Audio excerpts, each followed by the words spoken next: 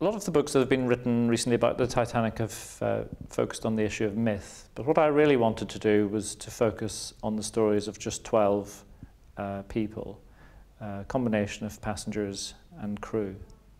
Most of us have been passengers on a ship or an aeroplane, but when we arrive at the destination, perhaps we've only just found out the name of the person sitting next to us, nothing more about their lives.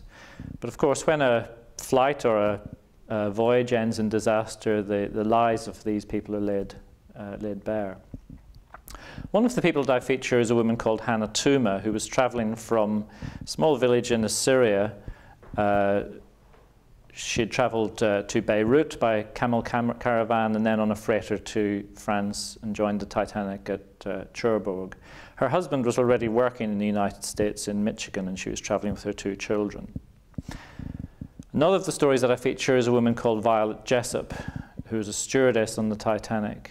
And I think her story is a very interesting one because it reveals a lot about her life. And in fact, when her story was told originally in the 1930s, she had to use a pseudonym because she was still working for the White Star Line.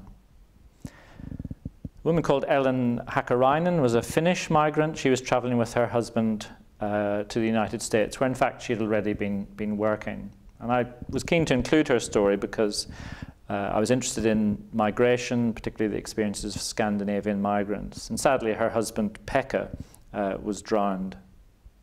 And then the last story that I'll mention is a girl called Edith Braun. She was traveling from South Africa with her parents, and her father was hoping to set up a hotel business in Seattle. Edith and her mother survived, but sadly her father was drowned. So the book features on these 12 individuals, and I think one of the attractions of it is that we can all identify with how these people behaved when they were faced with the prospect of disaster and the prospect of death.